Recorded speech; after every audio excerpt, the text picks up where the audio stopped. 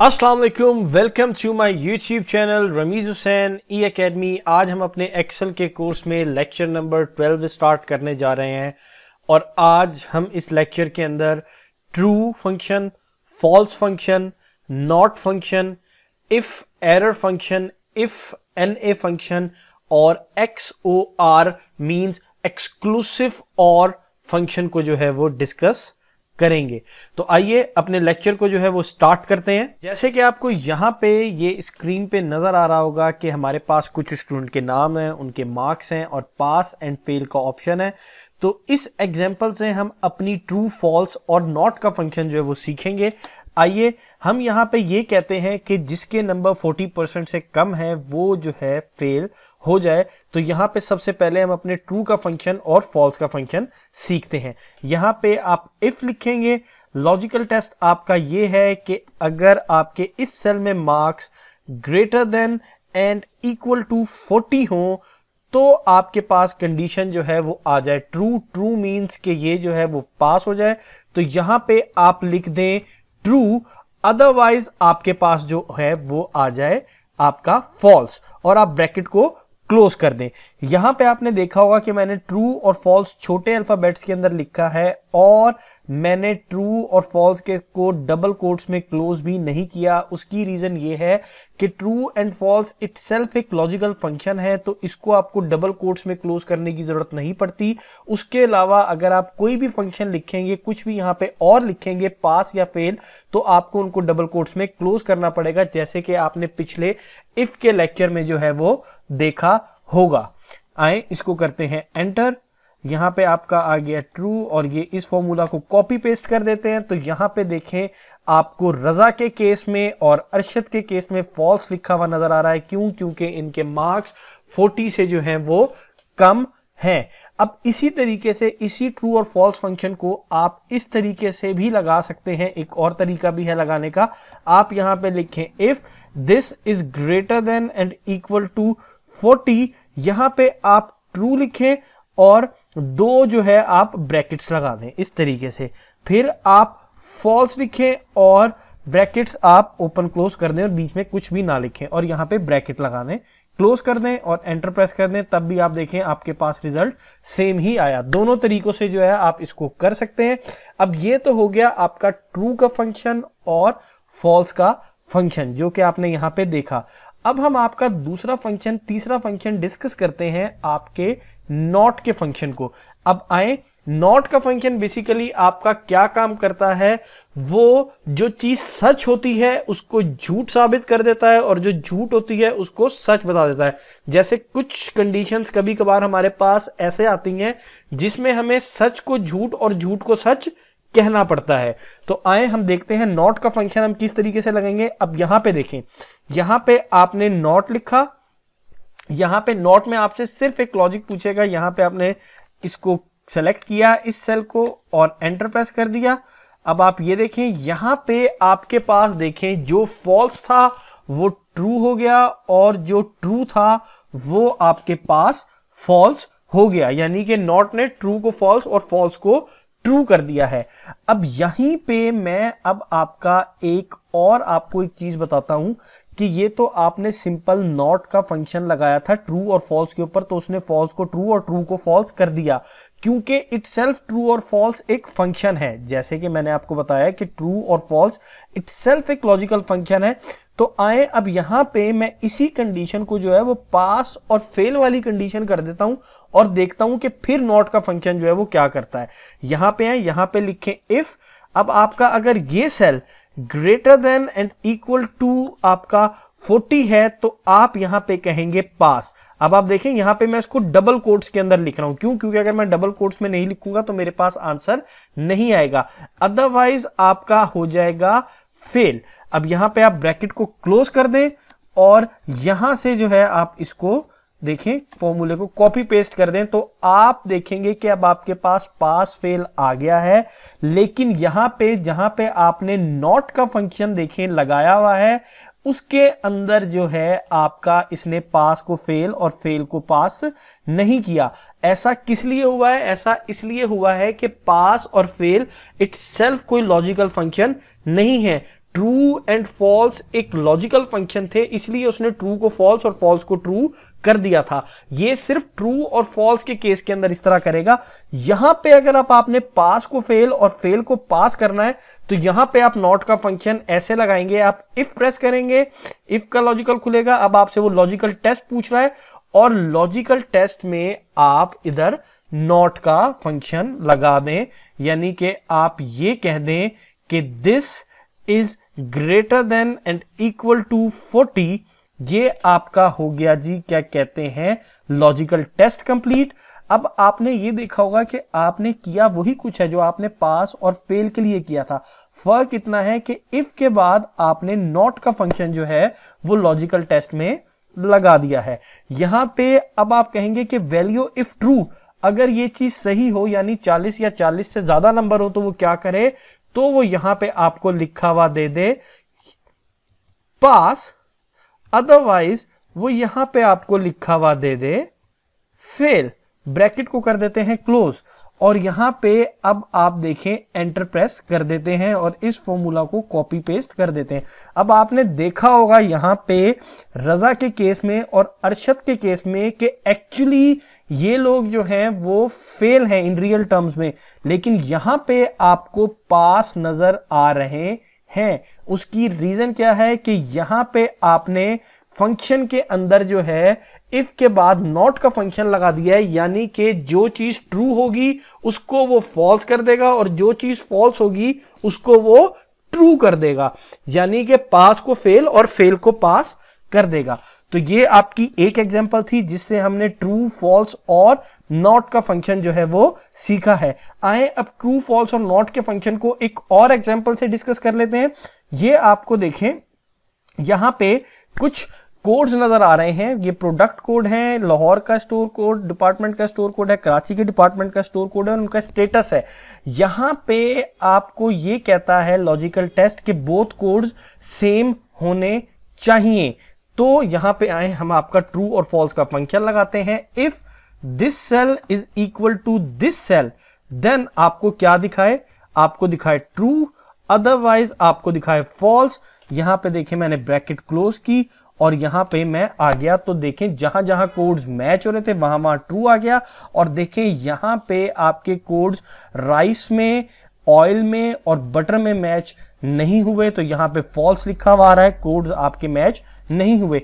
उसी तरीके से यहां पे अब हम आपका नॉट का फंक्शन जो है वो लगा देते हैं, एंटर प्रेस करते हैं और आप देखें जहां जहां ट्रू था वहां वहां फॉल्स हो गया और जहां जहां फॉल्स था वहां वहां ट्रू हो गया।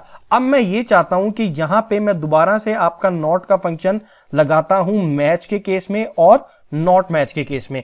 देखें हमने यहां लिखा if this cell is equal to this cell then आपके पास आ जाए मैच, अदरवाइज आपके पास आ जाए नॉट मैच। ये लें, ये हमने ब्रैकेट को क्लोज किया, यहां पे एंटर प्रेस किया और यहां पे देखें कि हमारे पास मैच और नॉट मैच लिखा हुआ आ गया है। लेकिन अब आपने उसी तरीके से देखा होगा कि यहां पे हमारे पास नॉट के फंक्शन में दोबारा से वैल्यू लिखा हुआ आ गया है। अब अगर मुझे यहां पे नॉट का फंक्शन लगाना है तो मुझे उसी तरीके से अपना लॉजिकल टेस्ट दोबारा लगाना पड़ेगा। इफ के बाद मैं देखें, इफ के बाद मैं लगाऊंगा आपका नॉट और उसके बाद मैं कहूंगा if this cell is equal to this then, इसको क्लोज करेंगे, देन आपको वैल्यू इफ ट्रू जो है वो क्या दिखाए, तब आपको दिखा दे ये आपका मैच, अदरवाइज आपको ये वैल्यू क्या दिखाए, अदरवाइज आपको दिखा दे नॉट मैच और ब्रैकेट को कर देते हैं क्लोज और यहां पे प्रेस कर देते हैं एंटर और देखते हैं कि क्या जवाब आता है। अब आप देखें जहां जहां आपके पास मैच हो रहा था वहां वहां आपके पास नॉट मैच लिखा हुआ आ गया और जहां जहां नॉट मैच लिखा हुआ था वहां वहां आपके पास मैच लिखा हुआ आ गया है। किस वजह से? क्योंकि यहां पे हमने इफ के बाद लॉजिकल टेस्ट में आपका नॉट का फंक्शन लगा दिया है जो कि आपके ट्रू को फॉल्स और फॉल्स को ट्रू कर देगा। तो ट्रू में हमारे पास मैच था तो उसने उसको नॉट मैच कर दिया और फॉल्स में हमारे पास नॉट मैच था तो उसने उसको मैच कर दिया। तो चलिए अब हम चलते हैं अपनी नेक्स्ट एग्जांपल की तरफ, नेक्स्ट फंक्शन पे, इफ एरर के फंक्शन के ऊपर। इस फंक्शन के अंदर आपको ये चीज बताता है कि अगर आपके फॉर्मूला में कहीं पे भी कोई एरर आ जाए तो आप अपनी इफ एरर की मदद से या तो उस स्पेस को ब्लैंक रख सकते हैं या आप उस एरर की जगह पे कुछ भी अपने वर्ड्स लिख सकते हैं। तो आइए हम इस एग्जांपल को जो है वो समझते हैं। यहां पे सबसे पहले मैं इसको एवरेज और एवरेज विद इफ एरर की एग्जांपल से आपको समझाने लगा हूं। देखें यहां पे आपको कुछ स्टूडेंट के नेम्स दिए हुए हैं, ये फिजिक्स केमिस्ट्री मैथ है और ये उनका टोटल है। तो यहां पे सबसे पहले हम आपका एवरेज का फॉर्मूला लगा लेते हैं इन तीनों नंबरों का। यहां पे देखिए मैंने आपका फॉर्मूला लगाया और इसको मैंने कॉपी पेस्ट कर दिया, तो ये आपके पास एवरेज का जो है वो फॉर्मूला आ गया। अभी के लिए मैं आपका एक काम करता हूं कि ये वाले आपके सेल्स हैं इनको मैं कॉपी करके यहां नीचे पेस्ट कर देता हूं और अभी के लिए आपके यहां से जो है वैल्यूज को डिलीट कर देता हूं। अब आपने यहां पे देखा होगा कि जैसे ही मैंने आपके तीनों सेल्स ब्लैंक किए तो यहां पे जो है वो आपके एरर आ गया है। अब यहां पे अगर मैं कोई भी वैल्यू लिखूंगा तो आप देखें मेरे पास तब यहां पे वैल्यू आना शुरू हुई है, अदरवाइज अगर मैं इसे डिलीट कर देता हूं तो मेरे पास एरर आ गया है। क्यों? क्योंकि तीनों सेल्स में कोई भी वैल्यू जो है आपको नहीं दी हुई, इसलिए आपके पास ये वाला एरर आ गया है। अब हम इसको करते हैं एवरेज विद इफ एरर से, यानी कि अब हम अपना इफ एरर का फॉर्मूला लगाते हैं और देखते हैं कि फिर हमारे पास क्या रिजल्ट आता है। अब इसमें मैं दो कंडीशंस लेता हूं। पहली कंडीशन में मैं ये चाहता हूं कि मेरे पास जहां जहां एरर आ रहा है वहां वहां ब्लैंक लिखा हुआ नजर आ जाए। आए हम इसको देखते हैं किस तरीके से कर सकते हैं। ये आपके पास इफ एरर आया। अब यहां पे आपको जो दो कंडीशंस दी हुई है वो सबसे पहली कंडीशन है आपकी वैल्यू की। वैल्यू का मतलब है जो फॉर्मूला आप लगा रहे हैं। यहां पे मैं एवरेज का फॉर्मूला लगा रहा हूं तो यहां पे मैंने वैल्यू की जगह पे एवरेज का फॉर्मूला लगा लिया। अब मैं कॉमा एंटर करूंगा और उसके बाद वो कह रहा है वैल्यू इफ एरर। अगर एरर आए तो आपको क्या वैल्यू शो करे। यहां पे मैं डबल कोट्स को ऐसे ही क्लोज कर देता हूं और मैं कहता हूं कि मुझे कुछ भी नजर ना आए, इसलिए मैंने डबल कोट्स को क्लोज कर दिया और बीच में कुछ भी नहीं लिखा। मैं यहां पे एंटर प्रेस करता हूं और इसको मैं कॉपी करके यहां पे पेस्ट कर देता हूं। अब आपने देखा होगा कि जहां जहां यहां पे एरर आ रहा था वहां वहां मेरे पास स्पेस ब्लैंक आ गई है, जबकि देखिए फॉर्मूला आपका इस सेल में भी लगा हुआ है, इस सेल में भी लगा हुआ है, इस सेल में भी लगा हुआ है और इस सेल में भी लगा हुआ है। अब जैसे ही देखिए मैं यहां पे कोई वैल्यू लिखता हूं तो ये आपके पास दोनों जगह पे वैल्यूज आ गई हैं, लेकिन जहां जहां पे ये एरर है वहां वहां पे मेरे पास ब्लैंक आ रहा है। अब मैं एक काम करता हूं कि यहां पे मैं ये कहता हूं कि मुझे वैल्यू ब्लैंक नहीं चाहिए, बल्कि जहां जहां एरर आ रहा है वहां पे मुझे एरर लिखा हुआ नजर आ जाए। तो आए हम सीखते हैं किस तरीके से करेंगे। आप यहां पे आप लिखेंगे इफ एरर, ये आपके पास फॉर्मूला का सिंटैक्स खुल गया। उसके बाद सबसे पहले आपने दो चीजें इसमें देनी होती है। Number one value. वैल्यू मैं आपको पहले ही बता चुका हूं कि वैल्यू का मतलब है फॉर्मूला। तो यहां पे आपका जो है वो फॉर्मूला आएगा। ये देखें ये आपने जो है इसको उठाया, इसको आपने क्लोज किया, अब आपने लगाया कॉमा, वैल्यू इफ एरर। अगर आपका एरर आ जाए तो आपको क्या लिखा हुआ नजर आए। मैं कहता हूं कि अगर फॉर्मूला में एरर आए तो मुझे एरर लिखा हुआ नजर आए। यहां पे मैं एंटर प्रेस कर देता हूं और इस फॉर्मूले को कॉपी पेस्ट करता हूं। तो देखें जहां जहां फॉर्मूले में एरर आ रहा था अब मुझे वहां वहां पे एरर लिखा हुआ नजर आ रहा है। अब जैसे ही यहां पे मैं कोई भी वर्ड कॉपी लिखूंगा तो आप देखें यहां पे एरर की जगह पे मुझे वो वर्ड लिखा हुआ नजर आ गया है। अब मैं इन्हीं सारी वैल्यूज को यहां से कॉपी कर लेता हूं और दोबारा से यहां पे देखें पेस्ट कर देते हैं। तो आपने देखा होगा कि एवरेज में भी और एवरेज विद एरर में भी आपकी वैल्यूज जो है वो सेम आ गई हैं और सारा का सारा जो है वो शीट कंप्लीट हो गई है। चलिए अपना नेक्स्ट फंक्शन स्टार्ट करते हैं इफ एनए का। ये इफ एनए का फंक्शन आपका कौन सा रोल प्ले करता है ये आपका जहां जहां NA एरर आ रहा होता है, ये आपके उस NA एरर की जगह पे या तो उस स्पेस को ब्लैंक छोड़ देता है या आप उसके अंदर कुछ भी लिख सकते हैं, जैसे कि आप इफ एरर वाले फॉर्मूला के अंदर जो है वो लिख सकते थे। तो आइए स्टार्ट करते हैं हम अपना ये वाला फॉर्मूला। और NA एरर आपका कब आता है? जब आप VLOOKUP का फॉर्मूला लगाते हैं और VLOOKUP के फॉर्मूला के अंदर आपको कुछ वैल्यूज जो है वो नहीं मिलती हैं। जिन्होंने अभी तक VLOOKUP के बारे में नहीं पता और वो नहीं जानते VLOOKUP का फॉर्मूला क्या होता है, तो हमने आपके लेक्चर नंबर 9 में VLOOKUP का फॉर्मूला डिस्कस किया हुआ है और वो उसका लिंक आपको आई टैब में नजर आ रहा होगा। वहां से जाके आप VLOOKUP का फॉर्मूला जो है वो सीख सकते हैं। तो आए यहां पे हम लगाते हैं अपना VLOOKUP का फॉर्मूला। सबसे पहले वो आपसे पूछ रहा है आपकी लुकअप वैल्यू कौन सी है। मेरी लुकअप वैल्यू है ये, कॉमा, उसके बाद वो मुझसे पूछ रहा है कि मेरा टेबल एरे कौन सा है। ये मेरा टेबल एरे हो गया सारे का सारा। उसके बाद जी वो मुझसे पूछ रहा है कि आपका कॉलम इंडेक्स कौन सा है। यहां पे मुझे फिजिक्स के नंबर चाहिए, तो स्टूडेंट नेम मेरा कॉलम 1 था और फिजिक्स मेरा कॉलम 2 था, तो यहां पे मैंने सेलेक्ट कर लिया 2। और उसके बाद यहां पे मैं एग्जैक्ट मैच के लिए जो है वो 0 टाइप कर देता हूं और एंटर प्रेस कर देता हूं। और यहां पे जो मेरे ये वाले सेल्स हैं इनके अंदर मैं यहां पे डॉलर का साइन इनसे पहले लगा देता हूं, ताकि जब मैं फॉर्मूले को कॉपी और पेस्ट करूं तो मेरी रेंज जो है वो चेंज ना हो। जिन्होंने पहले VLOOKUP का लेक्चर देखा हुआ है उनको पता है कि मैं क्या बात कर रहा हूं। वही अगर आपने नहीं देखा हुआ तो आप आई बटन से उस लेक्चर को देख सकते हैं। यहां पे अब आपने देखा होगा कि मेरे पास जो है स्टूडेंट 1 में भी फिजिक्स के मार्क्स आ गए, स्टूडेंट 3 में भी फिजिक्स के मार्क्स आ गए, स्टूडेंट 6, 9 और 12 में मेरे पास NA लिखा हुआ आ रहा है, नॉट अवेलेबल। उसकी रीजन क्या है इस NA एरर आने की? क्योंकि यहां पे स्टूडेंट 6, 9 और 12 का डाटा है ही नहीं, मेरे पास डाटा ही सिर्फ स्टूडेंट 5 तक का है। तो जब यहां पे अब आपका देखते हैं कि इफ NA का फंक्शन जो है वो किस तरीके से काम करता है NA एरर आने की सूरत में। यहां पे हम लिखते हैं आपका इफ NA। सबसे पहले वो आपसे पूछ रहा है कि आपकी वैल्यू क्या है। वैल्यू आप लिख दें कि आपने इस सेल को सेलेक्ट कर लिया, कॉमा, वैल्यू इफ NA, अगर आपका NA आ रहा हो तो क्या वैल्यू हो। सबसे पहले उसी तरीके से हम लिख देते हैं जी कि ब्लैंक, मुझे कुछ भी ना दिखाए। मैंने डबल कोट्स में इसको क्लोज किया और एंटर प्रेस कर दिया और इस फॉर्मूले को कॉपी पेस्ट कर दिया। तो यहां पे आप देखेंगे कि आपके पास NA यहां जहां आ रहा है वहां आपका फॉर्मूला तो लगा हुआ है, लेकिन आपको जो है वैल्यू जो है वो कुछ भी नहीं दिखा रहा, सेल को ब्लैंक दिखा रहा है। ये देखें इस तरीके से। अब मैं इसी तरीके से एक काम ये करता हूं कि जहां जहां NA लिखा हुआ आ रहा है मैं ये चाहता हूं वहां नॉट अवेलेबल लिखा हुआ आ जाए। तो आए हम इसको करते हैं आपका इफ NA।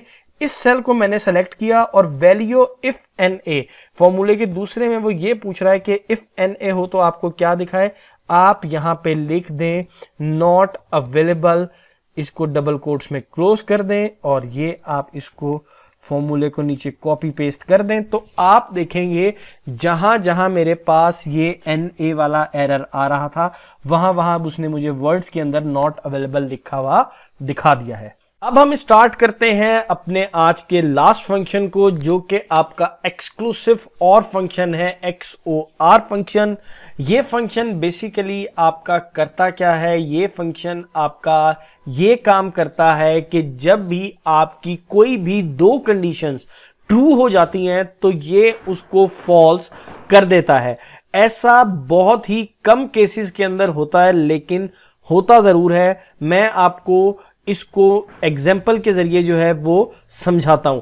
जैसे कि आपने और के फंक्शन के अंदर पढ़ा होगा कि अगर आप और का फंक्शन लगाते हैं तो कोई एक चीज भी सही हो तो आपको जवाब जो है वो सही दिखा देता है। जैसे कि हमने और के फंक्शन में जब आपकी कमीशन वाली बात की थी तो 3 महीनों में से किसी एक महीने में भी उसने सेल क्वालिफाई की होती थी तो उसे कमीशन मिल जाता था। इसी तरीके से आपके पास एक एग्जांपल है यहां पे ट्रू और फॉल्स की।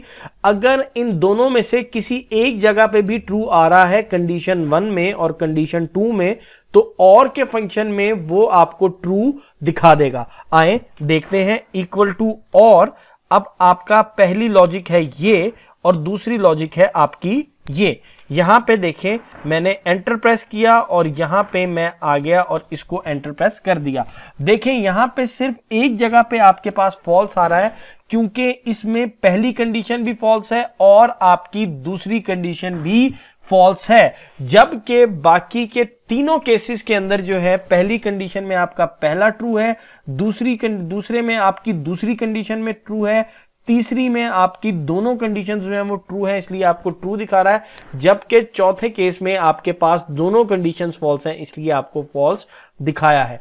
अब जैसे कि मैंने आपको बताया था अभी कि XOR एक्सक्लूसिव ऑर का फंक्शन एक ऐसा फंक्शन है जिसके अंदर अगर आपकी एक भी कंडीशन ट्रू होगी तो आपको ट्रू दिखाएगा, दोनों कंडीशंस अगर आपकी फॉल्स होंगी तो आपको फॉल्स दिखाएगा, लेकिन अगर आपकी दोनों कंडीशंस जो है वो सही हो रही होंगी तो वो आपको जो है फॉल्स दिखा देगा। आए यहां से इस एग्जांपल को समझते हैं। इक्वल टू XOR, अब आपकी लॉजिकल 1 में आपका ये वाली आ गई कंडीशन, लॉजिकल 2 में आपका ये वाला सेल आ गया और ब्रैकेट को क्लोज कर देते हैं। यहां पे देखते हैं हमारे पास क्या आया है। अब आप ये देखिए इस केस के अंदर आपके पास आ गया है फॉल्स। क्यों? क्योंकि आपकी कंडीशन 1 भी ट्रू है और कंडीशन 2 भी ट्रू है। कुछ केसेस आपके ऐसे केसेस होते हैं कि जिसके अंदर अगर आपकी दोनों कंडीशंस ट्रू हो जाएं तो आपकी कंडीशन जो है वो फॉल्स बन जाती है। एक्सक्लूसिव और का फंक्शन जो है वो उन्हीं कंडीशंस के ऊपर जो है वो अप्लाई होता है। अब मैं आपको इसको एक और एग्जांपल के जरिए जो है वो समझाता हूं। यहां पे देखें आपको गेम 1 दी हुई है और गेम 2 दी हुई है। यहां पे अब आपकी पहली कंडीशन ये है और के फंक्शन में कि जो भी कोई दोनों में से एक भी गेम जीतता है वो सेमीफाइनल के लिए जो है वो क्वालिफाई कर जाएगा। तो आए हम आपका लगाते हैं आपका और का फंक्शन इफ, और यहां पे और अगर आपके इस सेल की वैल्यू जो है बराबर है किसके? 1 के। अगर इस सेल की वैल्यू 1 के बराबर है या आपके इस सेल की वैल्यू 1 के बराबर है, इसको डबल कोट्स में क्लोज भी करना पड़ेगा, या इस सेल की वैल्यू आपकी 1 के बराबर है, तो आपको क्या दिखाए? वैल्यू इफ ट्रू में आपको क्या दिखाए? क्या वो क्वालिफाई करेगा? तब हम कहते हैं यस, वो क्वालिफाई कर जाएगा, अदरवाइज वो क्वालिफाई नहीं करेगा। और ब्रैकेट को कर देते हैं क्लोज। ये देखें मैंने इफ के बाद और का फंक्शन लगाया है और उसमें मैं ये कह रहा हूं कि या तो गेम 1 में से जीत जाए वो या गेम 2 में से जीत जाए। अगर दोनों में से कोई एक कंडीशन भी पूरी हो जाए तो वो क्वालिफाई कर जाए yes, otherwise no. Enter press कर देते हैं, यहां पे आ जाए, यहां पे हमने इसको कर दिया एंटर, और अब हमने देखा कि इस कंडीशन में भी वो क्वालिफाई कर गया, इसमें भी सिर्फ लास्ट कंडीशन आपकी ऐसी थी जिसमें वो क्वालिफाई नहीं कर सका क्योंकि उसमें वो दोनों गेमें हार गया था। आपकी यहां पे एग्जांपल ये लेता हूं XOR के फंक्शन के अंदर, अब हम इसको डिस्कस करते हैं। यहां पे अब हम ये कंसीडर करते हैं कि जो बंदा दोनों में से एक गेम भी जीत जाएगा वो सेमीफाइनल के लिए क्वालिफाई कर जाएगा, लेकिन जो दोनों गेमें जीत जाएगा वो सेमीफाइनल के लिए क्वालिफाई नहीं करेगा, बल्कि वो डायरेक्ट फाइनल के लिए क्वालिफाई कर जाएगा। अब इस केस के अंदर आप ये देखें, जिसने दोनों में से एक गेम जीती होगी उसके लिए तो सेमीफाइनल के क्वालिफिकेशन में आएगा यस, जिसने दोनों गेमें हारी होंगी वो तो नो ही आएगा, लेकिन जिसने दोनों गेमें जीती होंगी वो सेमीफाइनल के लिए क्वालिफाई नहीं करेगा, यानी कि इस सेल में उसका जवाब आना चाहिए नो। क्यों? क्योंकि वो डायरेक्ट फाइनल के लिए क्वालिफाई कर जाएगा। आए इसको देखते हैं किस तरीके से। यहां पे हम लिखते हैं इफ XOR का फंक्शन लगाते हैं। लॉजिकल 1 आपकी क्या कह रही है कि if this cell is equal to, ये आपका लिखा हुआ है यहां पे 1, और इस सेल में आपका लिखा हुआ है, इसको भी डबल कोट्स में क्लोज करना पड़ेगा, 1, ब्रैकेट को क्लोज कर देते हैं। ये आपका लॉजिकल टेस्ट लग गया है, कॉमा लगाते हैं। अब आपके इफ के लॉजिकल टेस्ट में हमने XOR का लॉजिकल टेस्ट लगाया है, तो आपको वैल्यू क्या दिखाए? तब आपको वैल्यू दिखाए कि यस क्वालिफाई करेगा, वैल्यू इफ ट्रू। अगर वो वैल्यू इफ फॉल्स हो तो आपको क्या दिखाए? तो आपको यहां पे दिखा दे नो। और इस ब्रैकेट को हम क्लोज कर देते हैं और यहाँ पे आए, यहाँ पे अब हम आपको एंटर प्रेस करते हैं। तो अब हम देखेंगे कि आपने यहां पे देखा होगा कि इस केस में दोनों केसेस में वो 1 कर रहा है, लेकिन क्या वो क्वालिफाई के लिए, सेमीफाइनल के लिए क्वालिफाई करेगा? तो आपके पास जवाब आया है नो। क्यों? क्योंकि हम पहले ही डिस्कस कर चुके हैं कि जो दोनों गेमें जीत जाएगा वो डायरेक्ट फाइनल के लिए क्वालिफाई करेगा, सेमीफाइनल के लिए क्वालिफाई नहीं करेगा। तो इस एग्जांपल से उम्मीद है आपको यह भी समझ आया होगा थोड़ा सा कि XOR का फंक्शन जो है वो किन जगहों पे जो है वो यूज हो सकता है। मैं उम्मीद करता हूं कि आपको ये आज का लेक्चर जो है वो समझ में आया होगा और इसके अंदर हमने जिन फंक्शंस के बारे में डिस्कस किया है उनके बारे में भी आपको पता चल गया होगा। अगर आपको ये लेक्चर पसंद आया और आप मज़ीद एक्सेल के इस कोर्स में आगे जाना चाहते हैं और एक्सेल के फॉर्मूला सीखना चाहते हैं तो आप इस चैनल को सब्सक्राइब कर सकते हैं और अपने दोस्तों के साथ भी शेयर कर सकते हैं और वीडियो को भी लाइक करिएगा अगर आपको पसंद आई है तो, ताकि ज़्यादा से ज़्यादा लोग जो है वो इस कोर्स से फ़ायदा उठा सकें। मिलते हैं आपसे नेक्स्ट वीडियो में, तब तक के लिए अल्लाह हाफिज़, अपना बहुत सारा ख्याल रखिएगा।